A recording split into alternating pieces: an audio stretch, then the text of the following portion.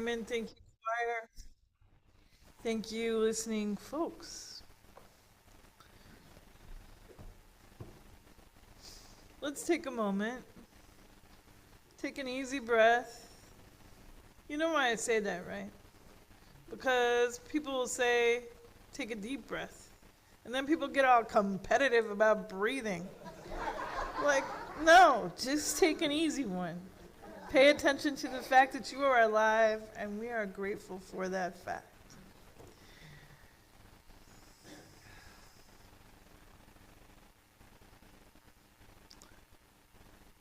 This morning, I'd like to begin with How Things Work by Gary Soto.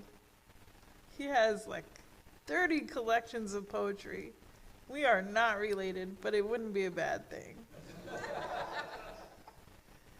Today, it's going to cost us $20 to live. 5 for a softball, 4 for a book, a handful of ones for coffee and 2 sweet rolls, bus fare, rosin for your mother's violin. We're completing our task. The tip I left for the waitress filters down like rain, wetting the new roots of a child. Perhaps a belligerent cat that won't let go of a bald sock until there's chicken to eat. As far as I can tell, daughter, it works like this. You buy bread from a grocery, a bag of apples from a fruit stand, and what coins are passed on helps others buy pencils, glue, tickets to a movie in which laughter is thrown into their faces. If we buy goldfish, someone tries on a hat. If we buy crayons, someone walks home with a broom. A tip, a small purchase here and there, and things just keep going, I guess. I love that ending. Things just keep going, I guess. It's so humble, so unsure, and yet it carries a deep truth. Money moves. A tip becomes groceries. Groceries become pencils. Pencils become laughter. A small purchase here and there, and things keep going. We do not see most of it. We only see our own $20, our own coffee, our own soft roll. But what passes from hand to hand becomes something larger than we can track.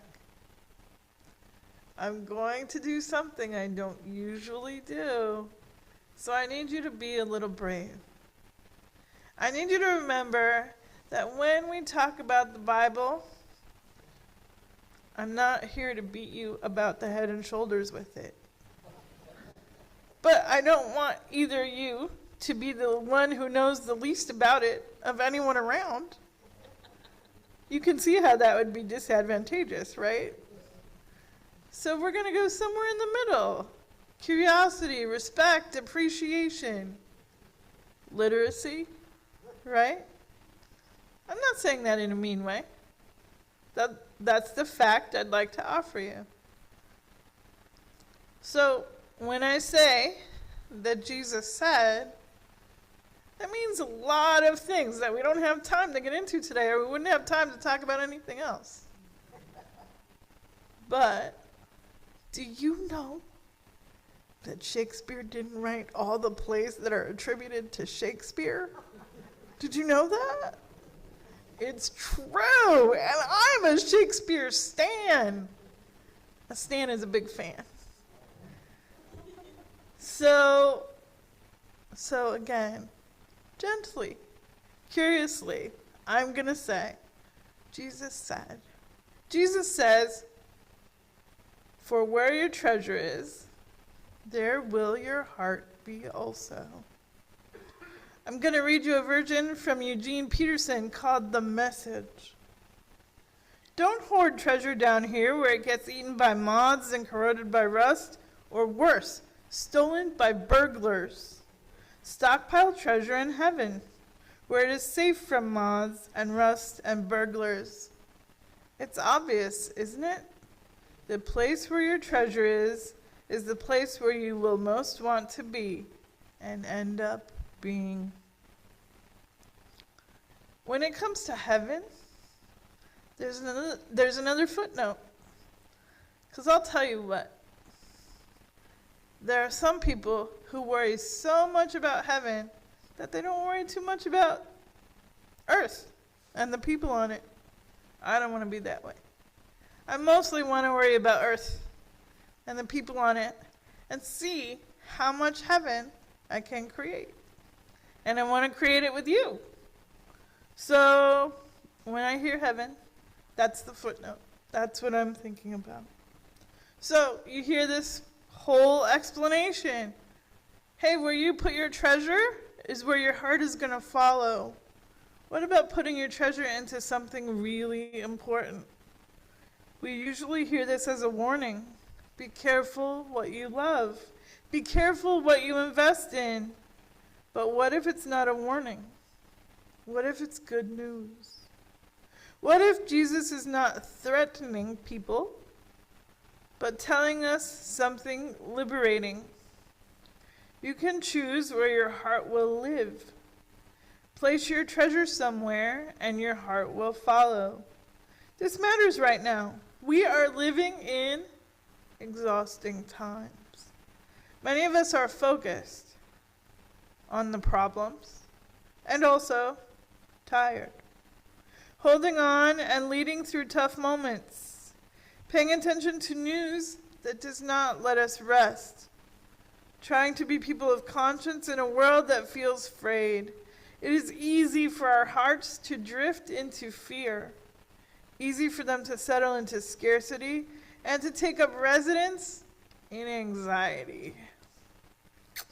Does that sound familiar? But this text suggests something radical. You can decide where your heart will dwell.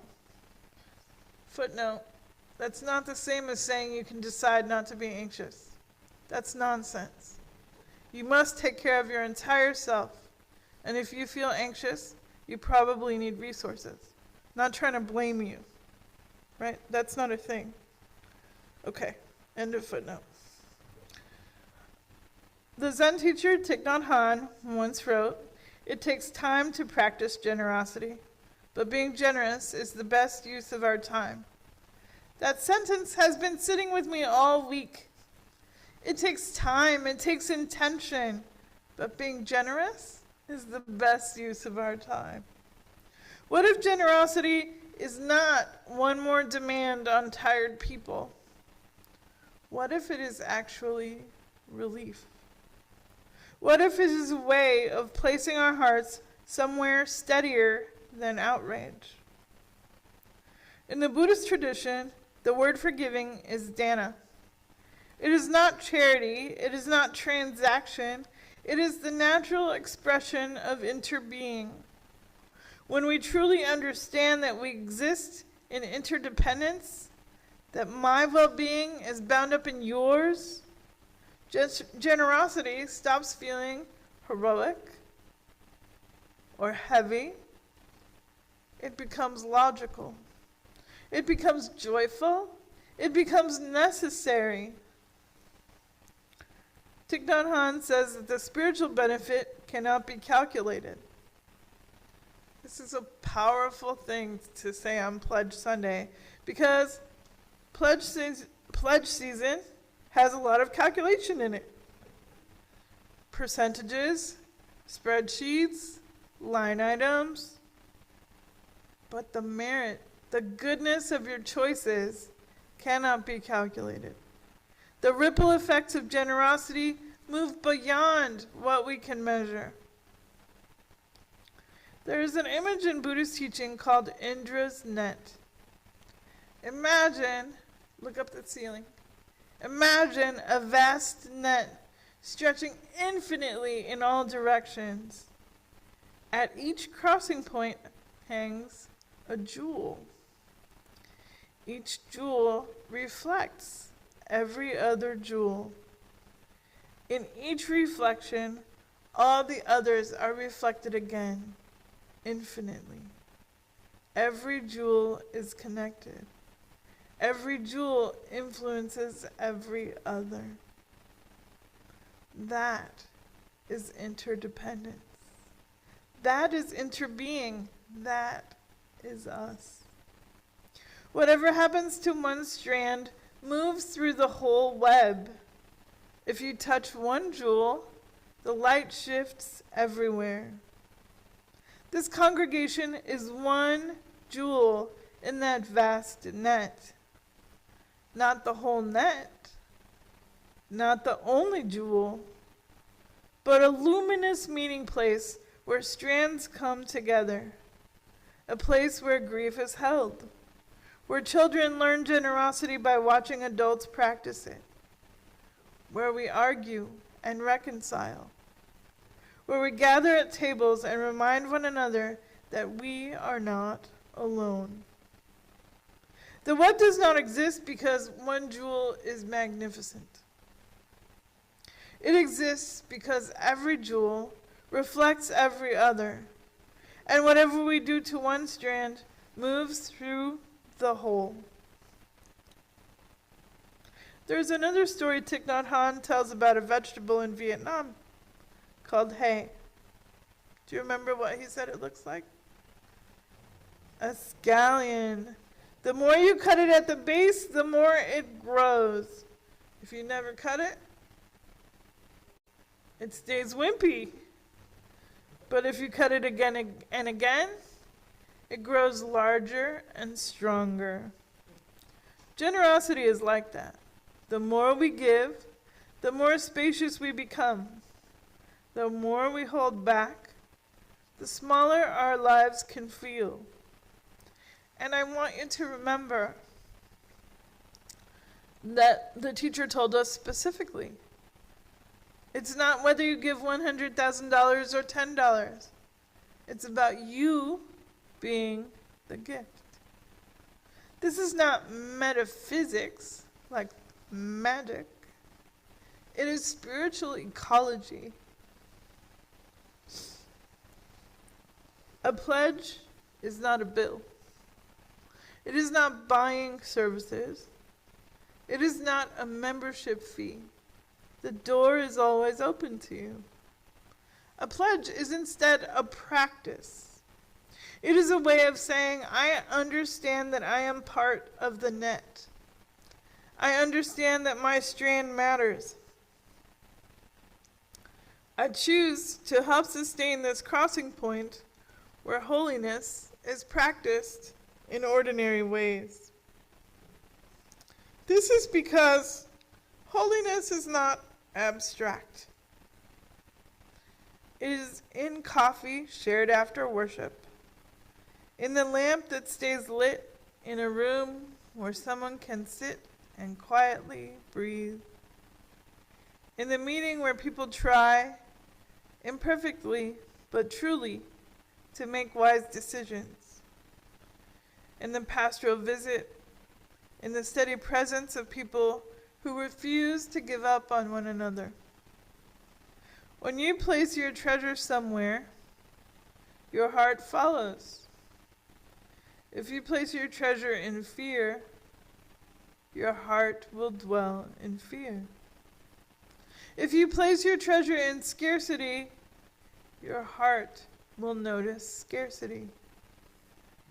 But if you place your treasure in beloved community, your heart will live here, and something in you will become more steady than it was before.